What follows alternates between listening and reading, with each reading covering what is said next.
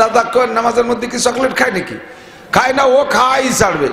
এই কান্দা শুরু হয়েছে। যখন দাদা রুকুতে দাঁড়াইছে, খায় না বলে লুঙ্গিটা ধরে ঝুলিয়ে ফুলিয়ে সে ছাতা গেছে খুলিয়ে।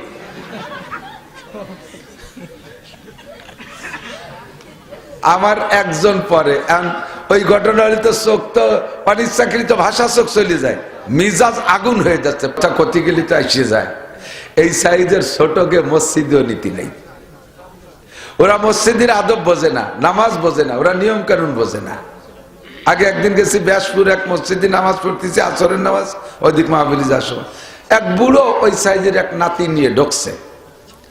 বুড়ো যখন রুকুতি গেছে, নাতিরে পাঠাতে চকলেট কিনে দিছে, ও চকলেটেরটা খুলিয়ে ওর দাদারের সাথে, দাদা তুই খা। পাশে দুইজন, তারা তো হাসিয়ে কেল্লা বেল্লা বাধাই নিয়েছে। এরপরে দাদা কয় নামাজের মধ্যে কি চকলেট খায় নাকি? খায় না, ও খাই ছাড়বে। এই কান্দা শুরু হয়েছে। যখন দাদা রুকুতে দাঁড়াইছে, খায় না বলে লুঙ্গিটা ধরে ঝুলিয়ে ফুলিয়ে সে ছাতা গেছে খুলিয়ে।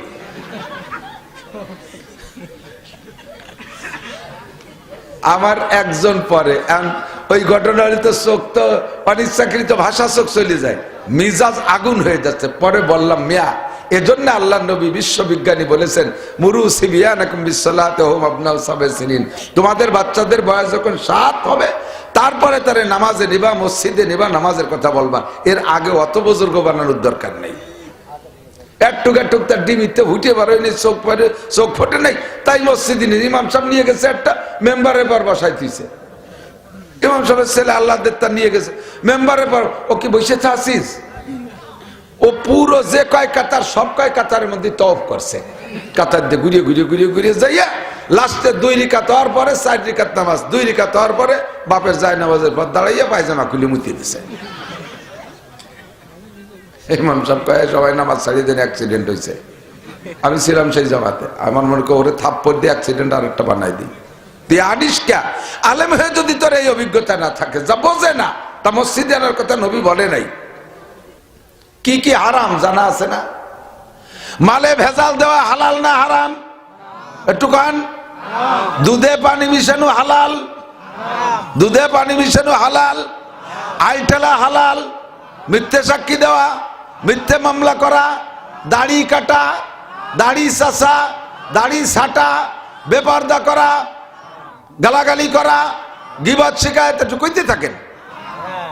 যেগুলো হারাম, ইত্তাকিল মাহারিম, এই হারামগুলো আপনি ছেড়ে দেন, তাকুন আবাদান নাস, তাহলে হবেন সবচেয়ে বড় আবেদ। 2 নম্বর আরেকটা কথা হুজুর বললেন, আমি ওয়াজ করব অন্যদিক, ওয়ারদা বিমা কাসামাল্লাহু লাকা তাকুন আগনান নাস। দুনিয়ায় সবচেয়ে বড় ধনী হতে চাও কে? তৎকালীন ধনী হযরত ওসমান গনি।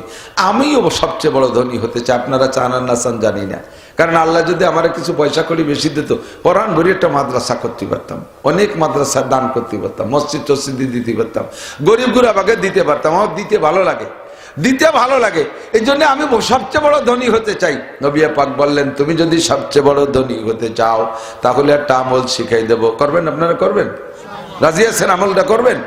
সেটা হলো ওয়ারদা বিমা কাসামাল্লাহু লাকা, আল্লাহ যা দেশে তাই পাইয়ে খুশি থাকেন। আল্লাহ যা দেশে তাই পেয়ে, নইলে সারা দুনিয়া দিলে আপনি ধনী হতে পারবেন না। সহিহ হাদিসের মধ্যে আছে, হুজুর বলেন, বনিয়াদের গায়ে লা তামলাউ বনি আদম বাতানু বনি আদম, বনি আদমের পেট ভরবে না কবরের মাটি ছাড়া। হাদিসের অংশ ভুলে গেছি। বনি আদমের পেট ভরবে না কবরের মাটি ছাড়া।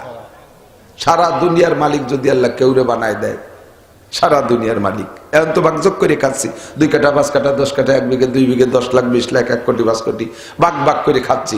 যদি সারা দুনিয়ার অর্থের মালিক একজনরে বানায় দেয়, তাহলে সেই লোকটা কত বড় ধনী দুনিয়ার দিক দিয়ে।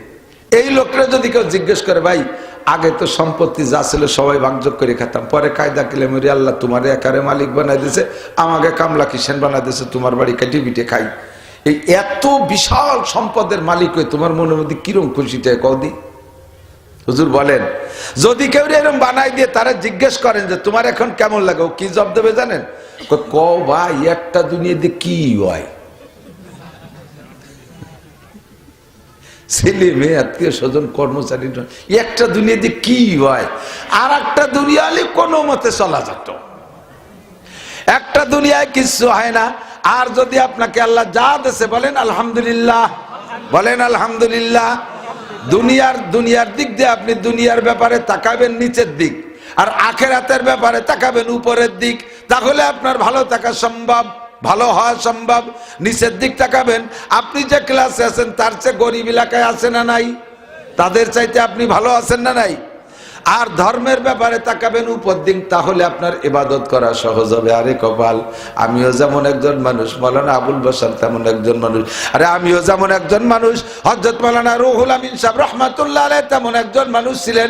কত ইবাদত বন্দেগী করে কত উপরে চলে গেছে, আমি তার সামনে কি? আমিও যেমন মানুষ, আমার মহল্লার আব্দুল খালেক মোল্লা তেমন মানুষ, সে তবলিগে 3টে চিল্লা লাগাইছে, তাহাজ্জুদের নামাজ পড়ে, 5 ওয়াক্ত জামাতে নামাজ পড়ে, সে লোকটা টুপি পাগড়ি জুব্বা সবকিছু ব্যবহার করে, সুন্নত একটাও ছাড়ে না।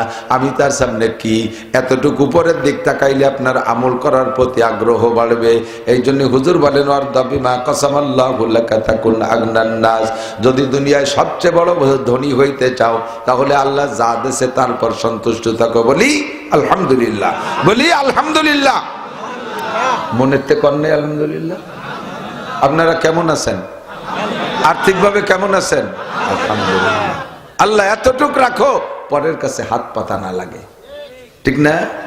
ফকির একটা শুয়ে শুয়ে বিক্রি করতেছে, শোয়া বৈরির মাথার ধারে ভাঙ্গা তাল, ওর মধ্যে কয়টা পয়সা, দুইটা নোট, 3-4 ছিঁড়া 5 টাকার নোট।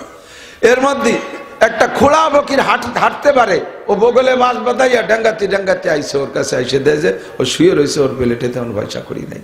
আর এক আটা ফকির দোকানে দোকানে ঘুরে ঘুরে ভালোই কালেকশন করছে, আইসা ওর প্লেটের মধ্যে ওর ব্যাগের তেবারে 5 টাকা দিয়ে দিচ্ছে। সাংবাদিকরা দেখে ছবি টবি তুলে ফেসবুকে দিয়ে দিয়েছিলাম, এই ওয়াজারও সেইতে শিখছি, তো ফেসবুকে দিয়ে দিয়েছে। সাংবাদিকরা বলতে তুমিও ফকির, ও ফকির, ফকিরে ভিক্ষে দেয় নাকি? তো ওই ফকির বলতেছে আমার ভাই শোয়া ফকির, মানুষে ফকির দেখলে সাধ্য অনুযায়ী এড়াই চলো, ওর কাছে খুব একটা আসে না। আমার তো ঠ্যাং একখান ভালো আছে, একখান খোলা বাস বাঁধায় হাঁটতে পারি, আমার ভাই মোটেই হাঁটতে পারে না। আমি 12 দুয়ার ঘুরিয়ে কেউ না দিতে চাইলে তার পিছনে 10 কদম দৌড়াইয়া কালেকশন করে নিয়ে আসছি। ওর সে আল্লাহ আমার বেশি দিয়েছে, আমার ভিক্ষের একটা জাকাত আছে, তো তাই আমার বাইরে 5 টাকা দিয়ে গেলাম। বহুত বড় লোক, লাখ লাখ কোটি কোটি টাকা দোকানে নিয়ে পুঁজি নিয়ে বসে আছে, ব্যবসা করতেছে। সকালবেলা ফকির যে যদি ভাত মতো, বাবা আমারে কিছু দেন, বাবা মাপ চাই, এখনো বনি করিনি, 60 করিনি, মাপ চাই। 5 টাকা দিলি হয়ে যায়, সে মাপ চাই, হই দিও মাফ করে দেয়। তো দিলাম তোরে মাফ করে, তুই যেন দিনের মধ্যে 60 করতে না পারিস।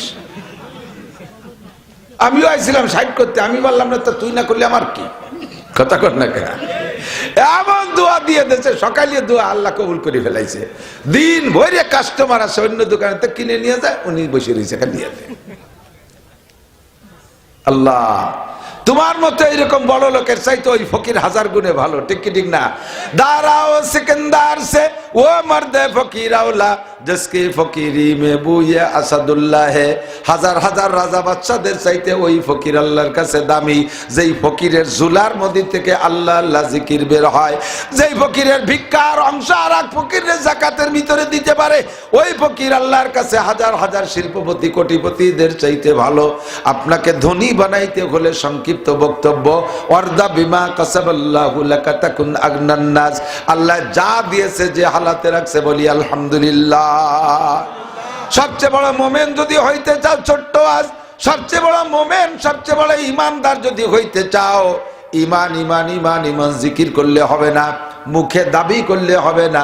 ছোট্ট একটা কাজ, ইমানদার শ্রেষ্ঠ ইমানদার হওয়ার জন্য হুজুর বলেন ওয়া আহসিন ইলা জারিকা তাকুম মুমিনা।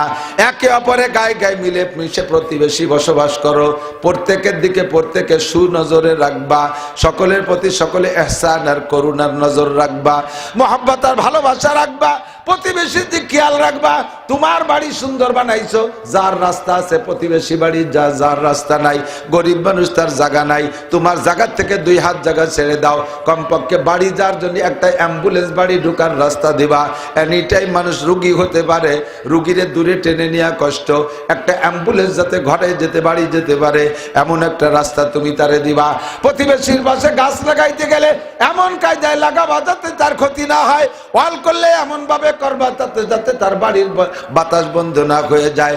বড় বিল্ডিং বানাইতে গেলে খেয়াল রাখবা যাতে তার বাড়ির বাতাস বন্ধ না হয়ে যায়। গাছপালা লাগাইলে লক্ষ্য রাখবা যেন তার উঠানে ছায়া পড়ে ফসল নইতে কষ্ট না হয়। দোকানদারি করবা, ব্যবসা বাণিজ্য, পাশের ভাইয়ের দোকানে কষ্ট না হয়, ক্ষতি না হয়।